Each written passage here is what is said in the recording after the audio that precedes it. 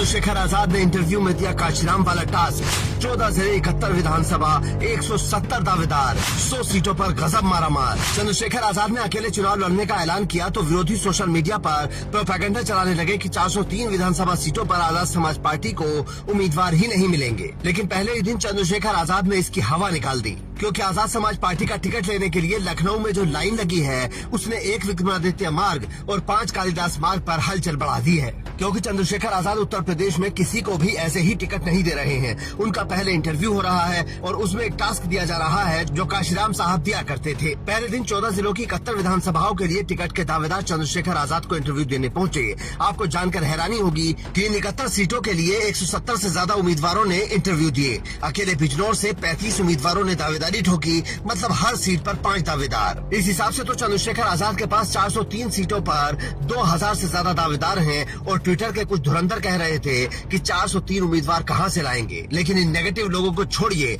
और आगे की बात समझिए और इन तस्वीरों को गौर से देखिए। कैसे नीले गमछे वाले लोगों ने नवाबों के शहर में बाबा साहेब की धमक दिखाई। ये सारे लोग अपनी बारी का इंतजार कर रहे हैं। चंद्रशेखर आजाद ने सभी दावेदारों को एक टास्क भी दिया है जो पहले कांशीराम साहब करते थे, लेकिन बाद में बसपा उसे भूल गई और अब चंद्रशेखर आजाद ने वही फॉर्मूला अपनाया है। उन्होंने साफ कहा है कि जो भी टिकट चाहते हैं उन्हें अपनी विधानसभा से 25,000 सक्रिय सदस्य बनाने होंगे। अब सवाल है कि ये कैसे सुनिश्चित होगा कि कार्यकर्ता सक्रिय रहेगा या नहीं। तो इसके लिए कांशीराम साहब वाला फॉर्मूला अपनाया गया है, जिसमें हर सदस्यता लेने वाले कार्यकर्ता से 20 रुपए की ज्वाइनिंग फीस ली जाएगी। इसके पीछे की सोच ये है कि पैसे देकर वही सदस्यता लेगा जिसे सच में पार्टी के साथ काम करना होगा। मतलब हर संभावित उम्मीदवार 25,000 लोग जोड़कर 20 रुपए के हिसाब से 5 लाख रुपए इकट्ठा करेगा जो पार्टी चलाने के काम आएंगे।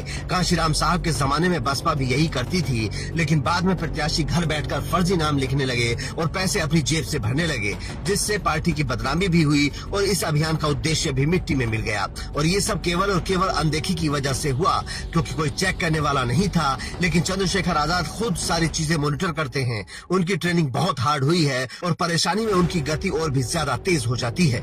इसीलिए लोग उनके साथ जुड़ना चाहते हैं, उनकी पार्टी का टिकट चाहते हैं, क्योंकि उन्हें पता है कि चंद्रशेखर आजाद चुनाव जिताने का मादा रखते हैं। इसे कुछ उदाहरणों से समझ सकते हैं। लोकतंत्र में किसी की भी ताकत वोटों से आकी जाती है और चंद्रशेखर आजाद की पार्टी ने लोकसभा चुनाव में 2 सीटों पर चुनाव लड़ा था, जिसमें से एक पर जीता और दूसरी पर करीब 80,000 वोट हासिल किए। फिर यूपी में कुछ विधानसभा सीटों पर उपचुनाव हुए, जिसमें मीरापुर विधानसभा सीट पर उनके उम्मीदवार को 12% वोट मिले और कुदरकी में भी आजाद समाज पार्टी के उम्मीदवार को 14,000 से ज्यादा वोट मिले। मतलब साफ है कि चंद्रशेखर आजाद की पार्टी को लोग वोट देना चाहते हैं। इसके अलावा चंद्रशेखर आजाद की रैलियों में कितनी भीड़ आती है वो किसी से छिपा नहीं है। हाल ही में शुरू हुई सत्ता परिवर्तन यात्रा के पहले चरण में जो प्यार चंद्रशेखर आजाद को मिला वो भी किसी से छिपा नहीं है। इसीलिए लोग उनकी पार्टी के टिकट के लिए लाइन लगाकर खड़े हैं, वरना जिसके पास वोट नहीं होता उनका टिकट कौन लेना चाहता है। आपको क्या लगता है कि क्या चंद्रशेखर आजाद यूपी की राजनीति को 2027 में तमिलनाडु की तरह पलट सकते हैं या नहीं? कमेंट करके अपनी राय जरूर दें। Bureau report, Indian news.